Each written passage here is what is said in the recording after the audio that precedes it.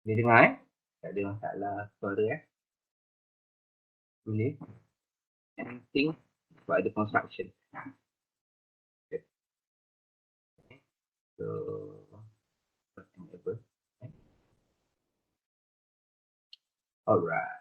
Ini tak ada apalah. Okay. So previously in the first chapter we already see about look into the hardware part mainly. Okay. To make the dumb terminal smarter, maksudnya kita ada system unit, kita gabung dengan peripheral device, okay. And then it become dumb terminal. Okay. And then you install application software, system software, okay. All lah. The operating system, utility, driver tu semua is system software. So it become instead of become daripada dumb terminal jadi a smart terminal. Okay. And then to enable the smart terminal to help you to do your work, you install the application. Okay. So maksudnya kita dah tengok on the hardware. Okay. So in chapter 2 kita tengok how the computer actually work. Macam mana dia berlaku pemikiran dia dalam brain dia kan. Okay. So itulah apa tu kita start daripada binary. So kita tengok binary is actually komputer pun tak tahu binary ya. Dia hanya tahu off and on stage. Okay. So dia represent kat manusia dalam bentuk binary. Tapi dia pun tak tunjuk kat kita dalam bentuk binary, biasanya dia tunjuk dalam bentuk hex. Okay. Tapi sekarang pun kalau you buka file dia tak tunjuk dalam bentuk hex by direct. Okay. Dia akan combinekan hex tu jadi Unicode ini. Okay. So that's the second one. So itu dia punya internal part lah. Okay. Macam mana, itu maksudnya kalau kita cakap pasal manusia, dia dalam bentuk saraf je. Apa yang, macam orang kata macam hemoglobin tu apa dalam darah, apa semua. Dia small thing. Okay. So chapter 3 ni, okay, kita akan tengok on the other part. Maksudnya chapter 2 tu kita fokus sebab dia bercakap pasal membijakkan komputer tu. So basically all that in chapter 2 dia fokus more to the system application. Okay. So on this topic 3 kita akan fokus more to apa ni? Application system. Okay, maksudnya yang second topik tu dia sebenarnya nak explain further about system software. Ini maksudnya macam mana dia menjadikan komputer tu pandai. So apa yang berlaku pada komputer tu? Macam itulah. So kita perkenalkan dia punya off and on state and so on. So chapter 3 kita fokus more to how to develop your own application system. Yang you all akan belajar lah sepanjang 2 tahun setengah, 2 tahun, 3 tahun. Sepanjang dengan CS10 lah. Okay. Okay. So computer program and programming languages. Tadi tu ada banyak programming language ni. Okay, so basically the outcome dia ni kalau kita tengok this one, okay, sebenarnya I don't really like it. Tapi dia ada subjek dia. Ni kan, memang ada, kita ada satu subjek nama dia programming, tak ada language. Nama dia programming paradigm. Dia akan introduce kat you all yang ni. Okay. And then yang ni sebenarnya lama. So this is the old one. Okay. Nowadays, it will be hard you to distinguish the language. Okay. Dia contohnya macam yang saya mengajar sekarang, yang saya rasa macam unik adalah VB. Okay. VB by right dia adalah imperative. Okay. Dia adalah imperative. Okay. Tapi dia juga adalah object oriented. Sebab everything dalam VB adalah object. Okay. Dan cara programming dia, okay, dah tak jadi macam object oriented. Maksudnya tak jadi macam object oriented, tak jadi macam Java. Okay. Ini tak jadi imperative, tak jadi macam C++. Dia more to dah jadi macam scripting.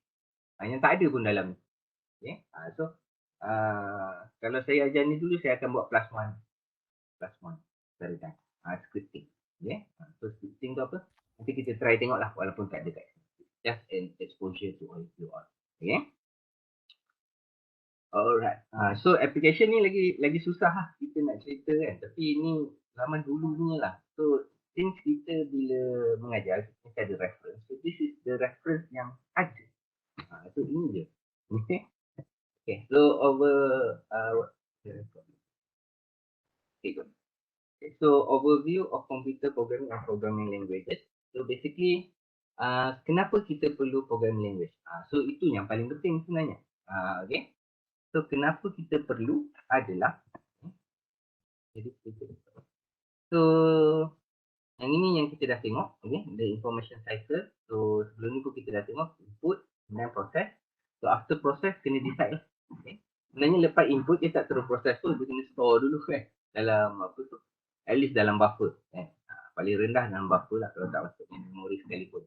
So daripada input ke buffer dia untuk processing, and then after processing the system have to decide. Kat mana yang system decide adalah dalam CPU kan. So to be exact, dalam CPU kat mana? Siapa yang decide? So you kena ingat so dalam CPU yang penting mesti ada CPU dengan ALU. Okay. So for decision making, CU, control unit. For apa ni? Mathematical punya calculation, ALU. Maksudnya calculation, ALU, decision, CU. Nak store ke, nak read ke, nak apa ke, semuanya based on CU. Okay. So itu yang penting dalam CPU lah, dekat from register, cache. Bus line. Jangan lupa bus line. Okay. So what is programming language? Okay. So basically programming language ni macam any other language. Maksudnya kalau macam bahasa Melayu, for orang Malaysia to communicate. Okay. So bahasa Inggeris, basically for lebih kurang for everybody in the world to communicate. Okay. So kalau kita cakap pasal programming language, maksudnya how human going to communicate with computer. Itu idea programming language. So kita ada beberapa tier lah programming language. Okay. So basically dia untuk buat computation. So it must be precise. Programming language dia kena precise. Sebab tu nanti bila you belajar 1 to 6 kan. Okay. Dia akan ajar sesuatu. Every statement tu every sentence lah. Bahasa pasal dia every sentence. Okay. Tapi dalam C++ nanti dia akan instruct. Every statement in C++ must end with kalau you belajar bahasa Melayu bahasa orang putih, a dot. Yeah. Tapi bila every statement in C++ must end with semicolon. Kan? Itu maksud dia. Dia kena precise. Mesti end with semicolon. Okay. So ada rules yang tetap. Okay. Dia tak boleh rules sama-sama. Okay. Ambiguous kan? Maksudnya sama-sama. It must be precise. So macam nanti you all belajar naming. Okay. Identifier punya naming. Okay. So dia mesti tak ada space. Specific. Tak ada space. Okay. Kalau nak buat space ganti dengan underscore. Okay. No symbol. Tak boleh ada apa-apa simbol. Except for saya lupa. Simbol ni you boleh ada underscore dengan star, tak silap saya. Star tu sebab dia menggambarkan printing. Okay. Dua simbol je boleh ada, tapi dia ada sebab lah kenapa dia pakai. Okay. And then tak boleh ada dua nama yang sama. Maksudnya kalau dah buat integer XYZ, tak boleh ada lagi satu integer XYZ. Okay. And you kena ingat case sensitive. Maksudnya kalau you declare XYZ huruf kecil, ada lagi satu XYZ huruf besar, it's okay. Sebab dia tak sama. Lagi dia tak boleh pakai reserve word. Maksudnya dia tak boleh declare int, double int. Kalau double integer boleh, ataupun int integer boleh. int tu reserve word. Dia tak boleh pakai reserve word. So there are few rules you need to follow. Maksudnya rules dia must be precise. Dia tak boleh untuk ini okey lah. Dia tak boleh. Dia mesti ada justification. Why can? Okay. So the rest you can read lah. Tak ada apa. Okay. So what define a good programming language? So what define a good programming language? Basically 3 elements. Okay. A good programming language must be able to do computation or manipulation. Ada tak? Ni data manipulation or computation. Maksudnya a good programming language must be able to be executed or to the instruction to be followed by computation, maksudnya by ALU itself. Okay. And must be able by CU. Maksudnya CU must be able to pick up the instruction given by our programming. Okay. So the next one, okay, yang lain baca lah. So manipulation maksudnya yang tadi proses lah. The input, the storing temporary, the process, and then permanent storing or the output. Okay. Retrieve ni maksudnya storage store ni communication between your CPU maybe and your main memory. Bila nak store ataupun your memory to your hard disk. Bila nak write back, bila nak write to, so you kena know the algorithm lah. Okay. So another thing, so aside from a good programming language must be able to do computation and manipulation. Okay. it must also be machine readable. Maksudnya program yang you buat mesti boleh dipahami oleh mesin.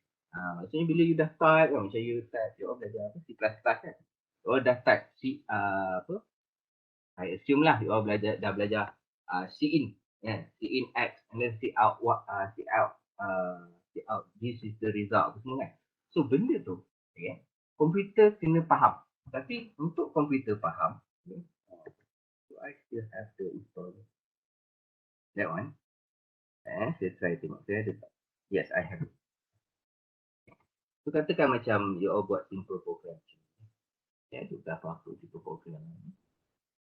Tu. Oh, mesti saya ada ajar. Okay.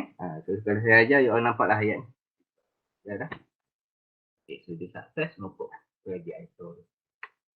Saya kena buka folder ni. So if we try to look into this, this will be in user.com.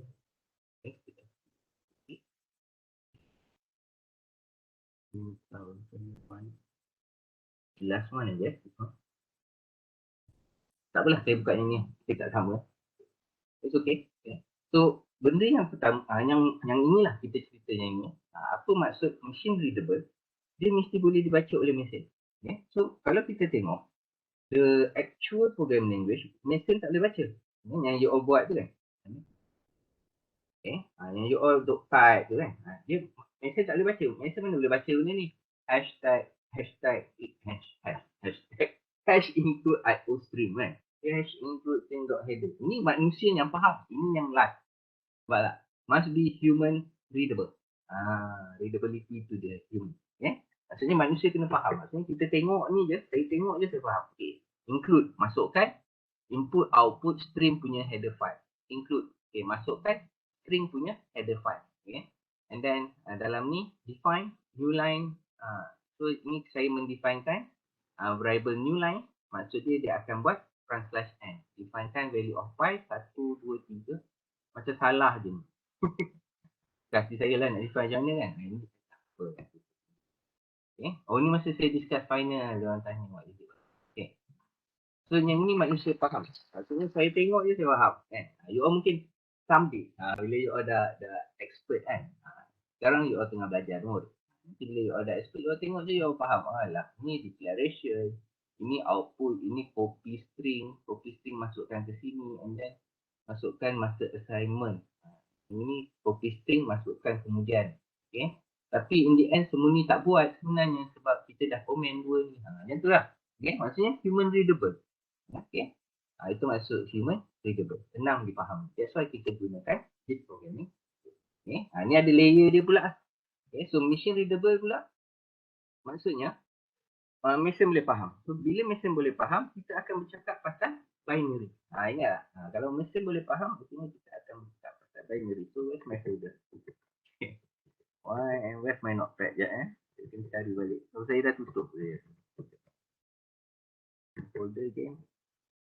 So, bila kita bercakap pasal mesin kena faham, maksudnya kita bercakap pasal this one. Maksudnya bila you compile, bila you compile you punya program file, ni basically kita cover sekali imperative lah. Jadi mungkin imperative saya ulang. Okay, your source code ni kan, yang .cpp ni, bila you compile, dia akan jadi .obj.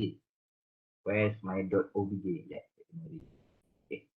Hopefully this not by name. So it will be close to each other. Tak ada. Ada macam ni. Bila you ni kan, this is your source code. Okay. So bila you compile, okay, dia akan keluar object file. So where's the obj file? Tak ada. Tak tunjuk. Tak tunjuk kat sini, saya hide. Okay, macam ni. Nampak tak? Okay. Bila you create what you call that? When you have source code, bila you compile dia akan jadi .obj. Okay. And then bila you try run, baru dia jadi .exe. So ni .exe ni lah adalah you punya binary file. Okay. So kalau kita tengok dalam ni, dia akan jadi macam gila tak? Tengah hang. Okay. Kadang-kadang dia hang. Sebab direct kita tak tengok lah binary file directly kan. Sebab kita tak faham pun apa dia nak cerita. Okay. Tapi this is what computer understand. Okay. So macam mana dia translate, dia tunjuk kat kita dalam bentuk simbol. Okay? So simbol ni kenapa dia jadi dia buang yang lain sebab dia tak boleh translate sama sebagainya. Program cannot run. Itu tak siap lagi. So dia akan keluar simbol macam ni. So sebenarnya yang lagi cantik kalau you nak view this one, gunakan hex punya reader. Dia ada ke hex punya reader? Kalau tidak dia akan jadi simbol gila macam ni lah. Memang insyaAllah tak faham lah. So if you want to read the binary file, kita ada tak hex reader file. So dia akan stopkan kat hex. Dia tak akan tukar ke input. Tak ada. So hex reader ni, hex editor ni, it's good lah kalau you nak belajar hacking. You can use that one. Because you can read in the binary code. Reader. Dia tak ada. So you can go to hex reader. Okay. So dia akan stopkan instead of dijadikan compilation of hex reader maksudnya 32 bit ataupun 16 bit. Dia akan stopkan kepada 8 bit. 8 bit, 8 bit, 8 bit. Okay. So that's the use of hex reader. Easy for you to understand. Saya pernah ada dia tak ada. So I guess saya laptop lagi satu. Okay. So that's how you read it lah.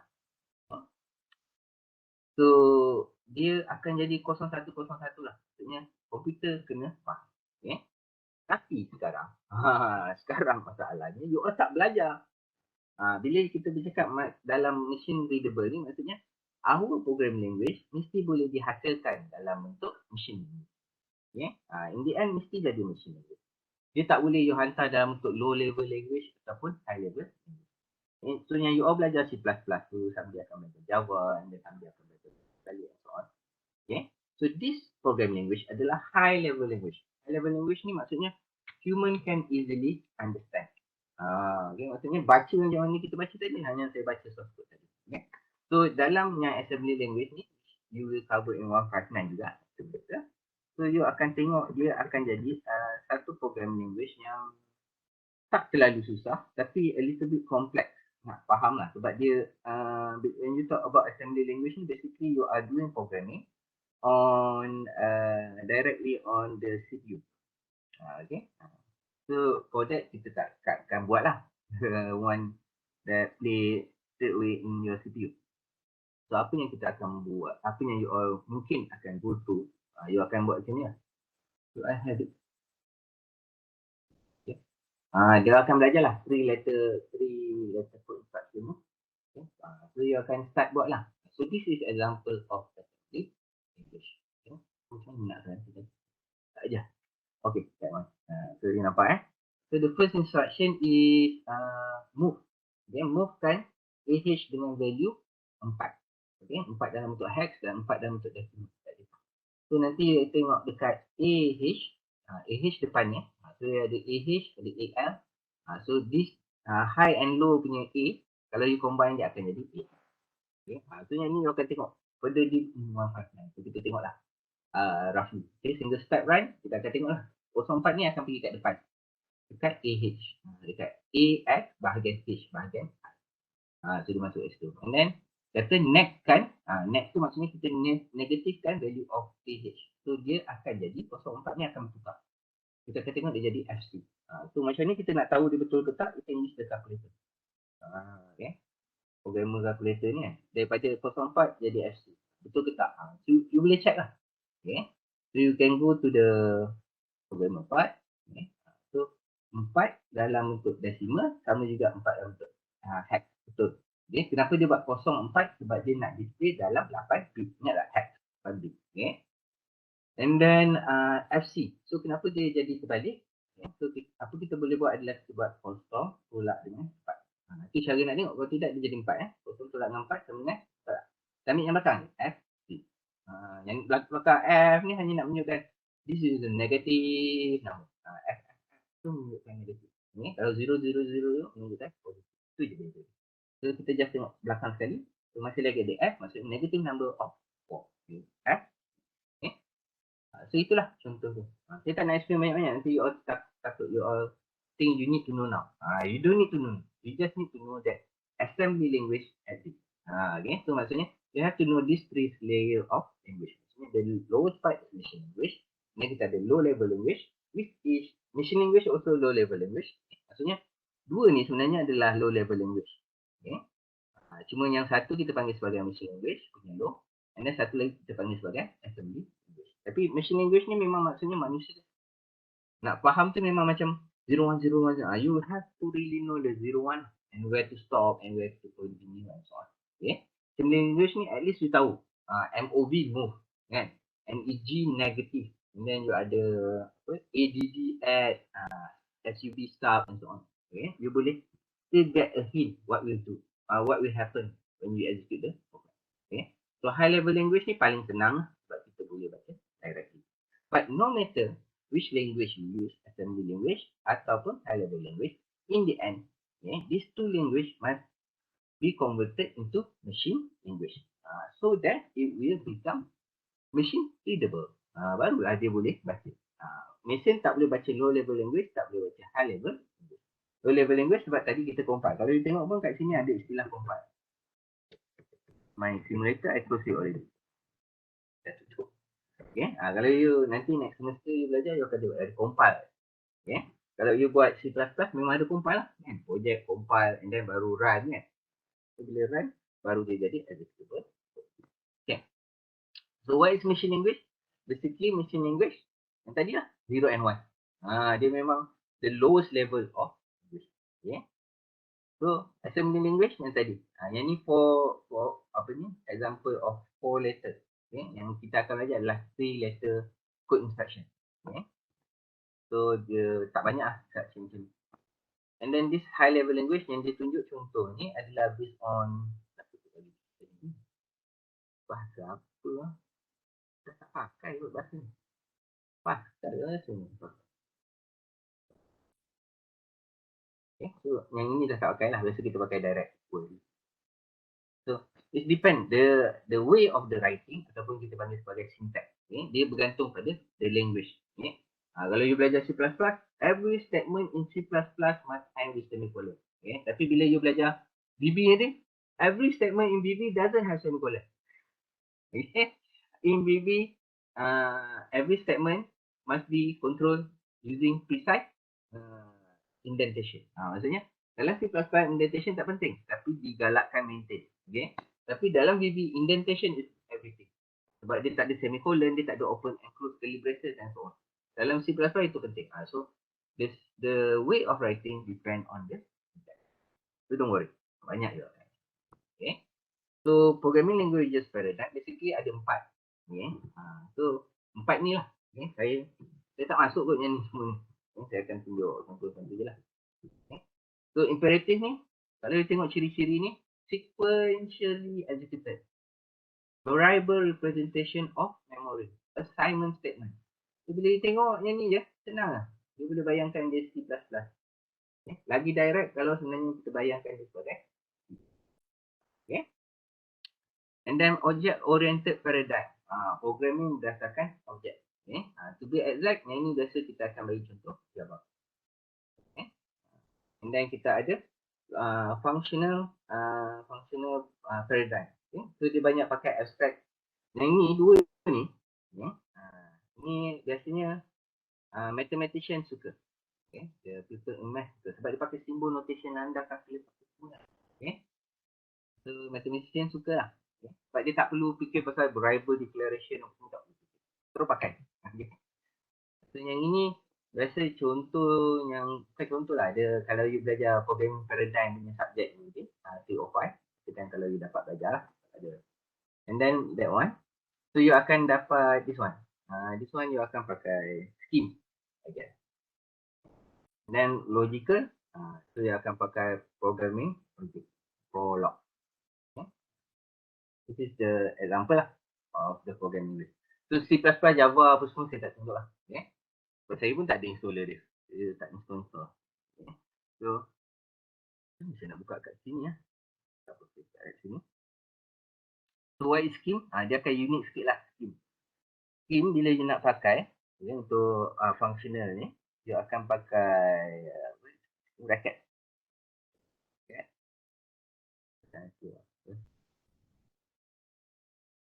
Dia tak disconnect. Dia tutup je. Oh dah, not that. C++, Java, C++ dengan C ni kita boleh pakai Boolean ataupun macam you pakai dash C++ lah. Boleh juga, right? Cuma you include file yang berlainan lah. Bila you pakai C++, you include IO stream kan. Okay. Bila you pakai C, you akan include standard input output. stdio.h. So, this depend on the library that you call. Tapi library C dengan C++ ni actually interchangeable. Okay. You boleh pinjam-pinjam. Tak semestinya dia tak. C++ ni dia inherit C. Sebab C++ ni idea sebenarnya nak tukar pada object oriented.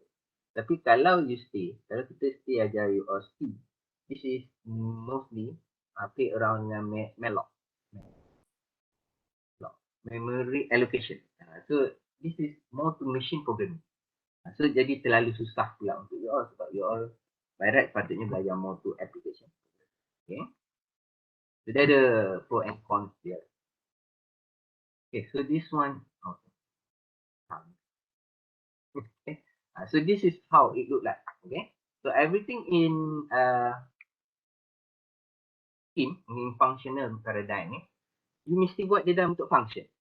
Kesimpulannya sebenarnya dia berlaku dalam bentuk function. Okay, nampak? Define kan. Inilah.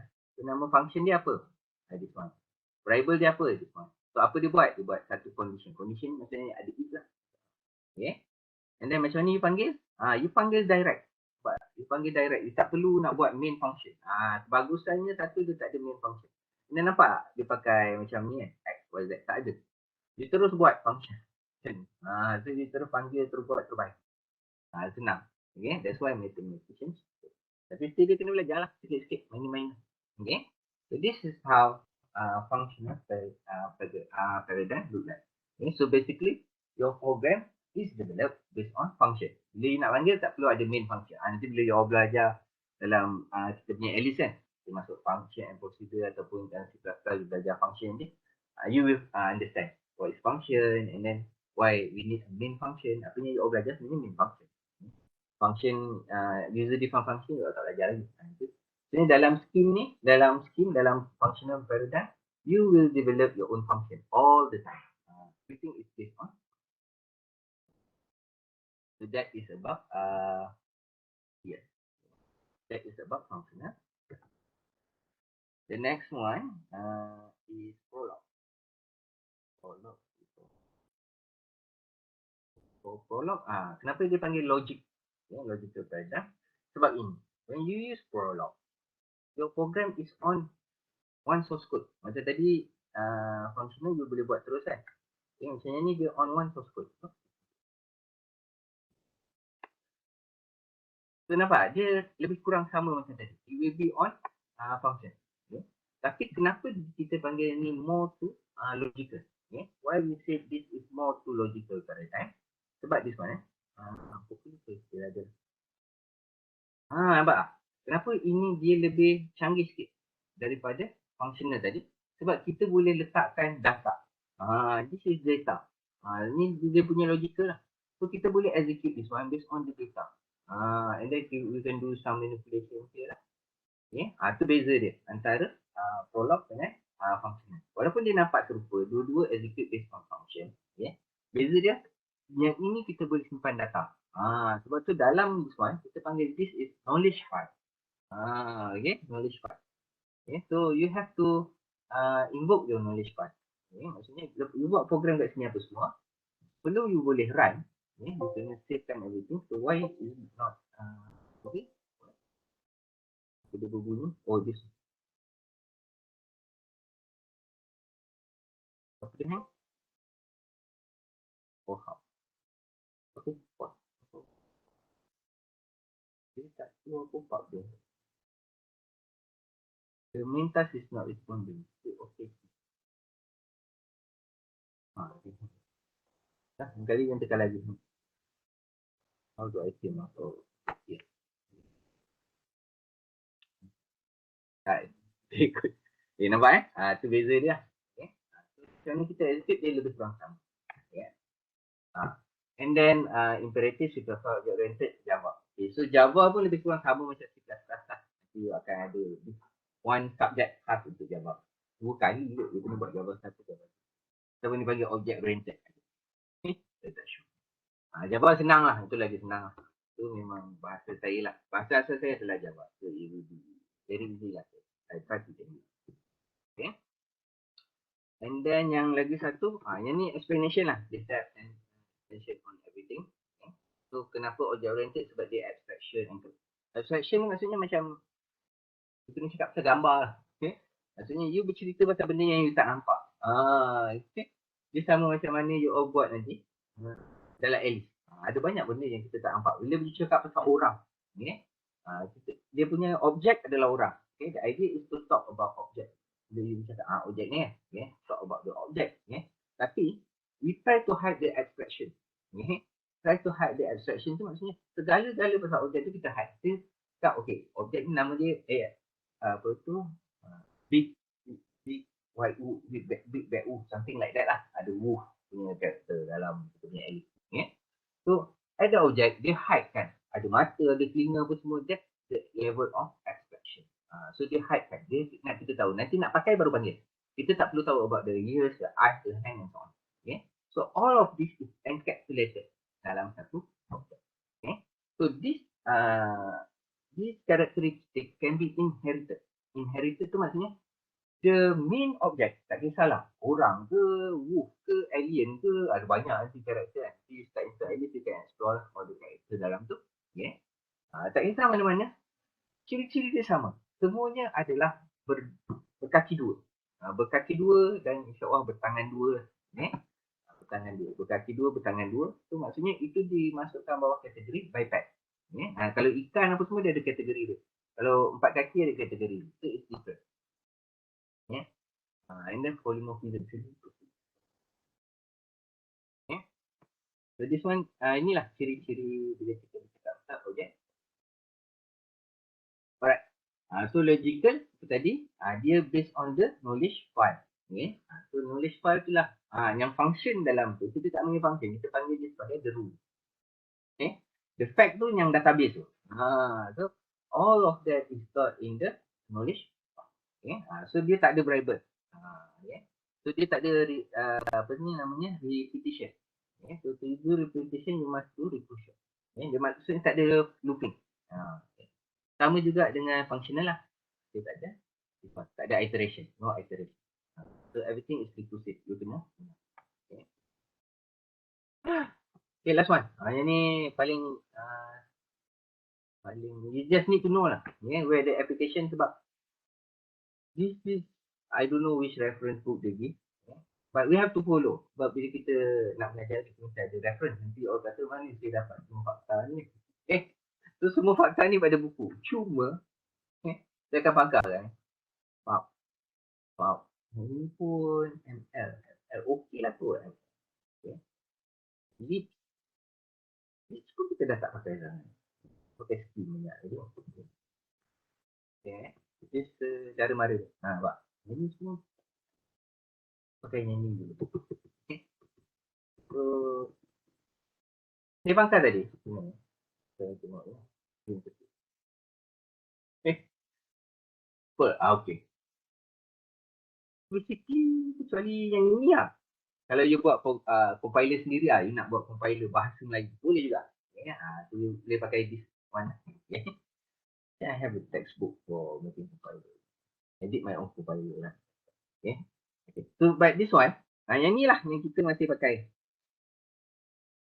Faham So, COBOL, tu orang pakai dah. Kecuali kalau you kerja on mainframe, maybe you still use COBOL. Fortran, I think for scientific pun banyak researcher dah tak pakai lah.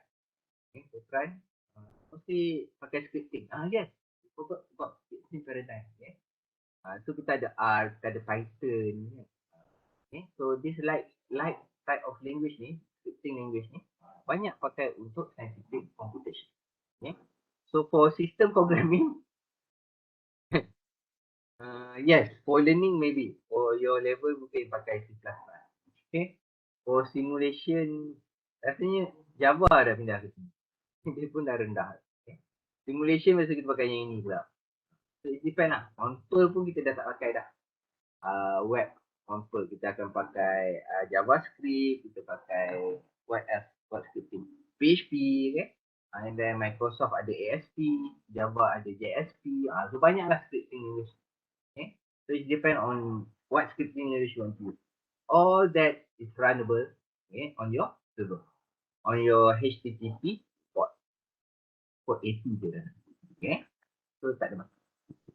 So this is the scientific application. Yang ni mau detail lah benda yang sama. Kat mana pakai. Yang ni yang sekarang pakai lah. Kalau untuk ni kan. Ini kita sebut for internet. Okay. And then system program. Ya, boleh lah. Okay. So kenapa untuk AI kat sini dia suka pakai Prolog. Okay. Ataupun Leap. Sebab karakteristik tadi. Okay. Dia tidak memerlukan memori. Sebab dia kurang menggunakan memori. Dia tak ada mutable variable. Maksudnya dia tak simpan. Bila dia declare, dia menggunakan variable. Dia menggunakan variable tapi dia tak perlu declare. Nak pakai, terus pakai. Sama dengan scripting lah. Nak pakai, terus pakai. Tapi kalau you tengok this one tadi, you kena declare. Right, is it? Okay. So C++ kan, you kena declare int add. Okay. And yang ini pun kena declare. Then only it can be inherited. Kalau you tak declare, dia tak boleh diwarisi. Okay. So, macam ni, stored memory. So dia memerlukan memory lah. Not suitable for AI punya application. Boleh nak buat tapi you memerlukan memori yang besar lah for your AI tu. So, besar tu maksudnya apa? Okay. Itu jadi persoalan. That's why they prefer to use Scheme ataupun Prolog untuk AI. And then COBOL, macam saya kata tadi, if you work in mainframe, maybe you use the COBOL. Okay. Common business something language. Okay. Dia ingat nama penuh. Okay. So dia dalam banking insurance pakai. Okay. So this one is for formula translator. So yang ni maybe lah diorang pakai sebab kita tak kerja dalam bidang dia. So, tapi biasanya researcher kalau kat universiti kan, yang buat research cukup semua kan. So, normally we will use sama ada Python ataupun R nowadays lah. Python ataupun R ataupun Perl. Okay. So jaranglah kita gunakan yang lain but it's quite heavy. In the old days kita ada pakai Java untuk buat simulation of queuing system and so on. Tapi it's also quite burden lah to the application sebab dia memerlukan memory yang quite heavy. Okay, especially bila you run continuous. Formula translator. Okay. So ini untuk ni lah. I'm not sure whether it's still being used or not. Okay. And apa yang diorang pakai. So kalau you nak explore ni, you boleh cari. What do they use, the language they use to develop the Earth simulator, katakan, yang run on supercomputer. Okay. And then COBOL, Common Business Oriented Language. The second O stands for oriented. Okay. So AI lah. Then AI languages. So this is a few. So kenapa diorang suka yang ni macam kita discuss tadi? Because dia tidak memerlukan memory.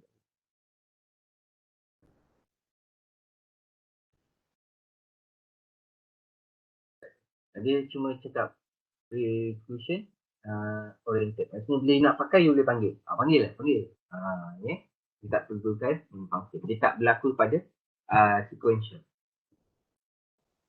So OF. Okay. So OF di sini lah. Okay. Tapi kita tak pakai sangat. Okay, so this is yang ni lah saya kena cerita detail. Okay. Betul lah. Yang ni saya kena cerita detail sikit So introduction you all supaya you all tak view. Okay. So this one kalau kita tengok, we go to the website. Kenapa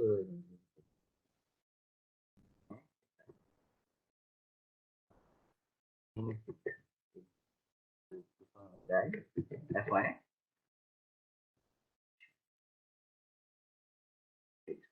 Okay. So kita discuss about this one Itu ada soalan. The idea of this subject after all just go. Sebelum tu saya share dulu attendance. Pada nak habis. Attendance here. First one. So talking about markup language. So markup language, what does it mean by a markup language? Markup language maksudnya this one, okay? HTML. Okay. So all programming language dalam bila you buka je browser ni, sebenarnya kan, tak kisah you buka apa-apa website, even this Google, silly Google sekalipun, simplest form yang ada, simplest page yang ada. So this one, bila you buka kan, you can go to the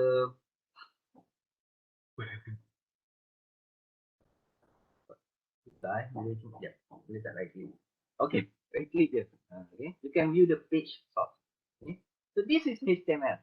Inilah hypertext markup language. So this is HTML. Okay, so what is HTML? Dia hypertext markup language.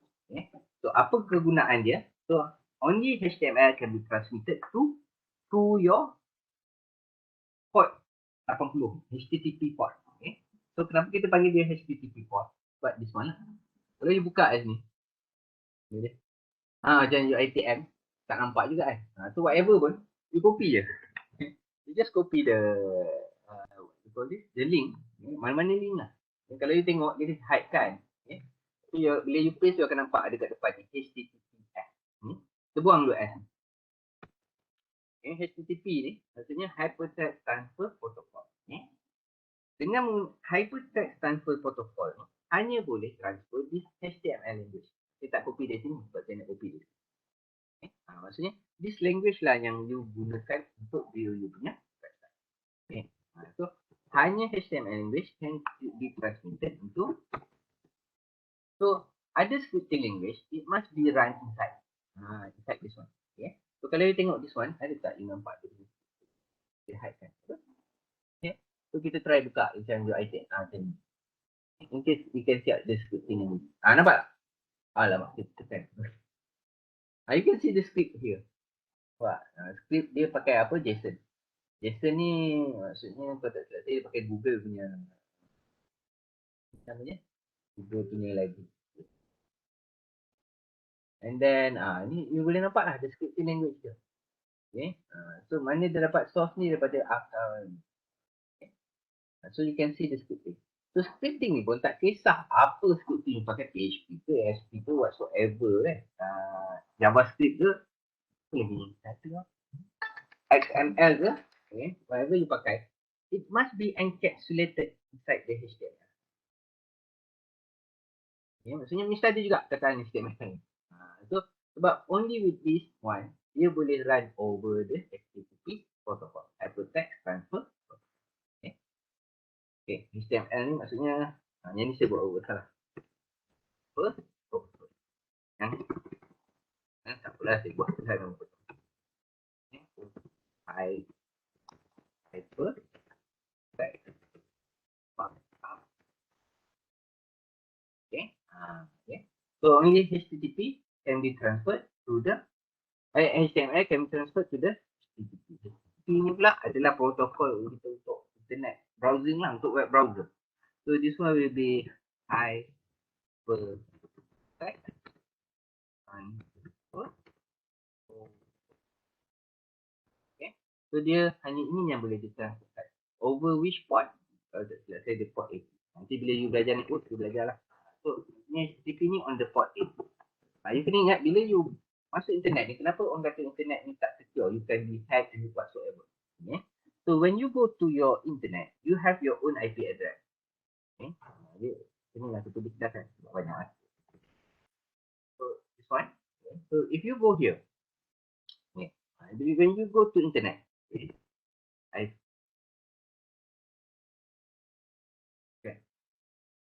okay. In fact, kita pun tak nampak macam ni sebenarnya. How to say?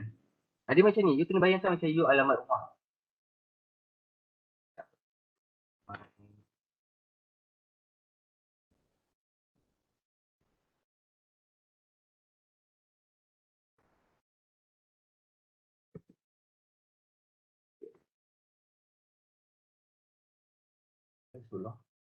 Yes, public. Kita tak tadi.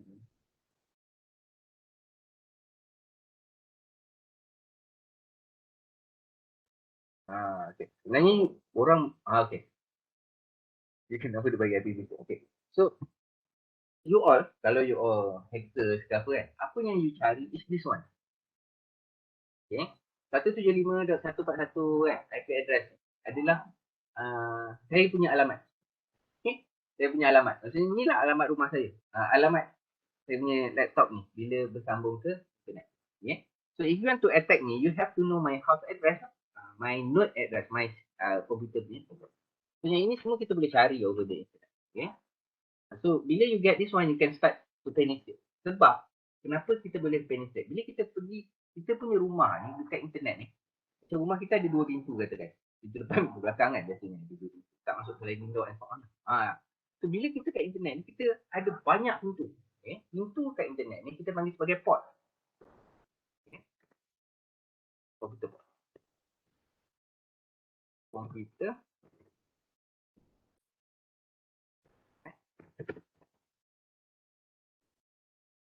Kita ada berapa? I think we have around 60,000. 60,000.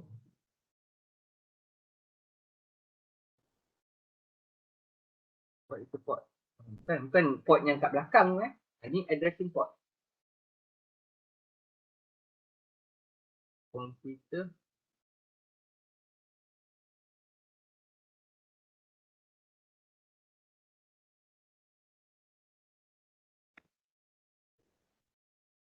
This one. Satu point. Okay lah. Port number.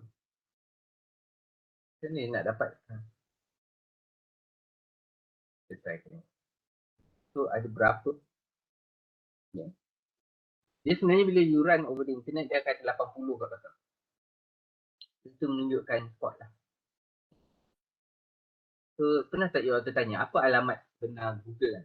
So you boleh cari lah. Yang public yang dia share, sebenarnya you boleh cari punya alamat benar Google. So how you can use it? This is the port. It's around 65,000 something. I guess. Tak saya. So itu yang menyebabkan kita mudah di-penetrate daripada luar. Bila kita lupa tutup your port. Okay? Port ni tak boleh tutup adalah 80 lah. Kalau you tutup, you tak boleh browse internet. Okay? And then port ni tak boleh tutup banyak. Okay? Contohnya macam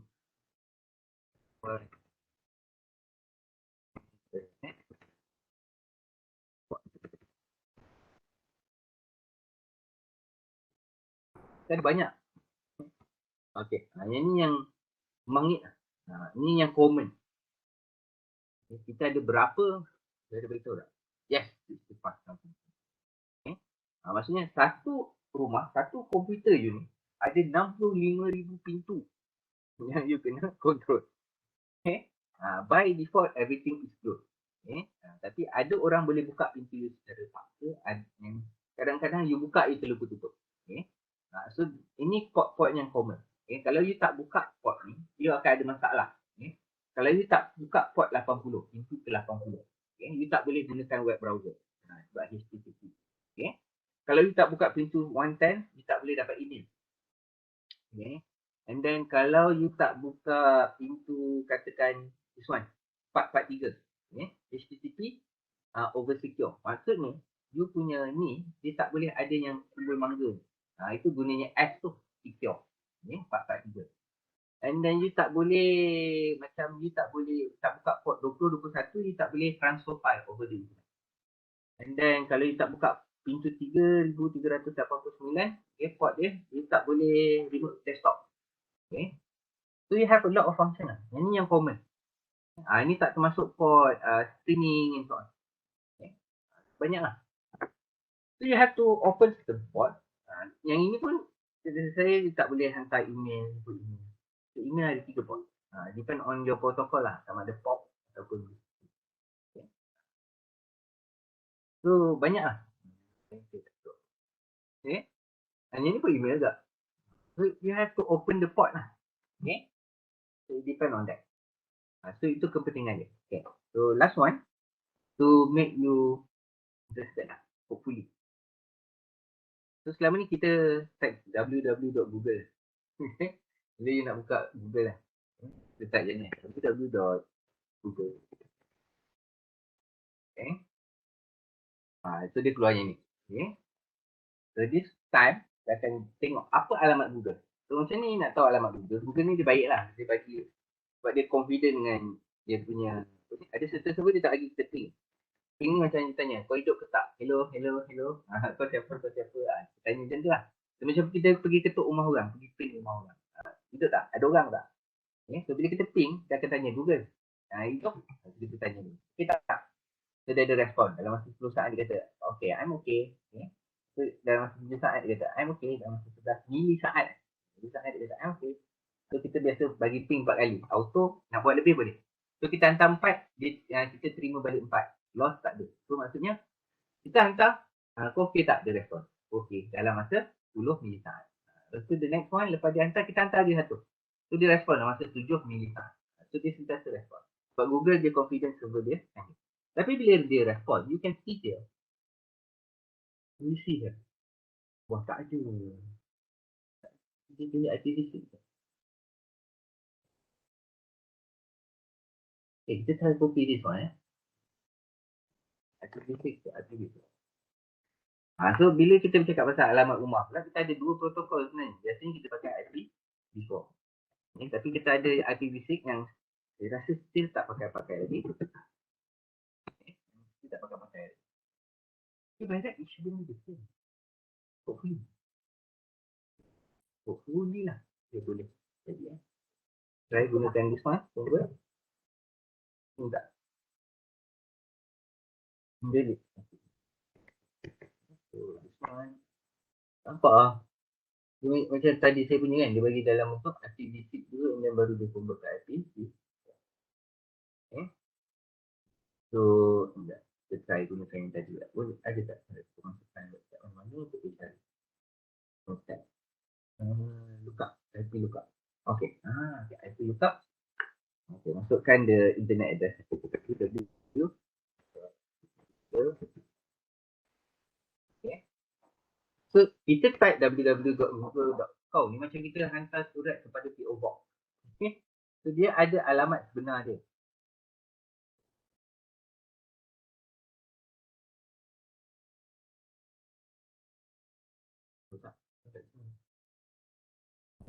Okay, ya.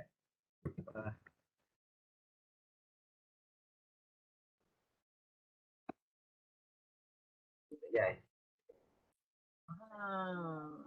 Saya pakai DNS.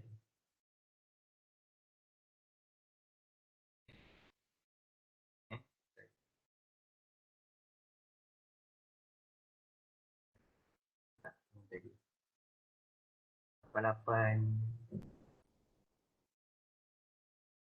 What is it?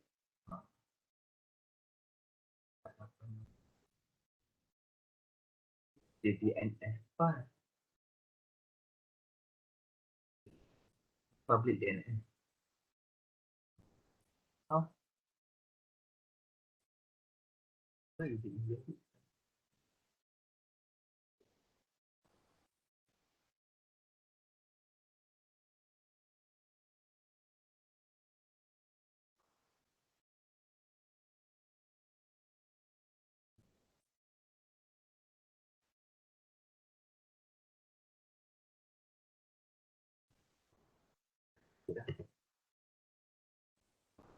What else can we use? Sebagai TV. So, itu bagi aktiviti.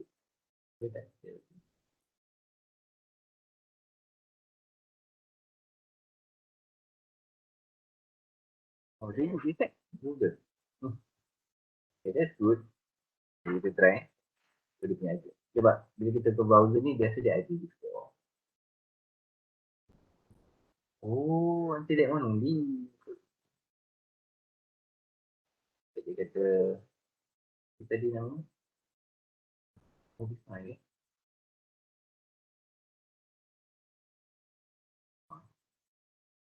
Wah.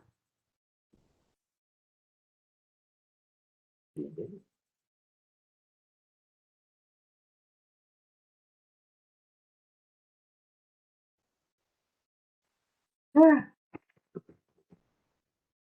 Kalau saya nak bagi tahu you all apa beza host name dengan IP address. Dia adalah benda yang sama. Tapi kita tak dapat pula alamat hostnya. Alright. Oh, this is the public DNS.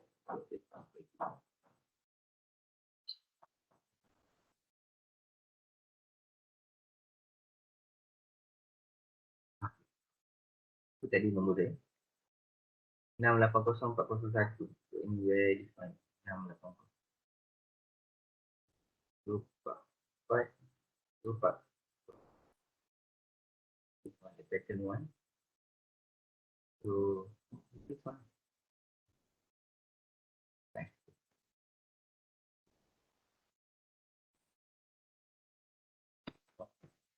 Teka je. Kalau kata range ini range kot.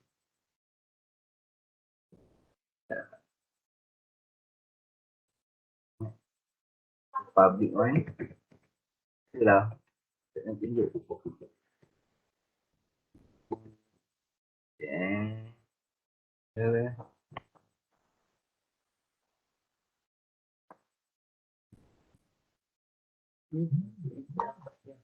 Anybody can help me? What?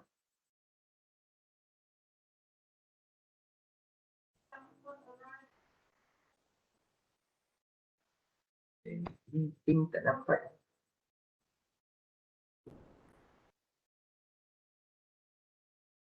Tidak dulu itu IPv4 punya address.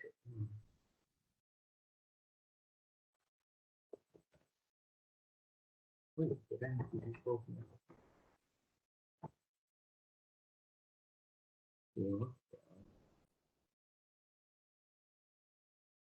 Google.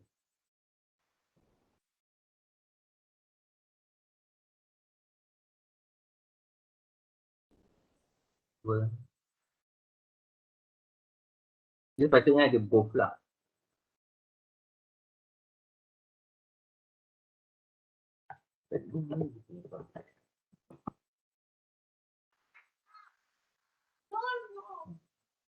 Boleh lah.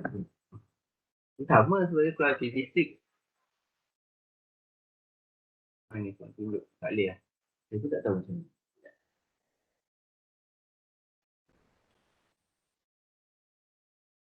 Oh. Semua software. Post using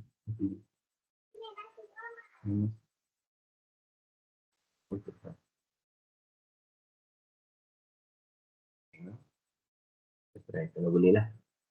Okay. Link. Oh.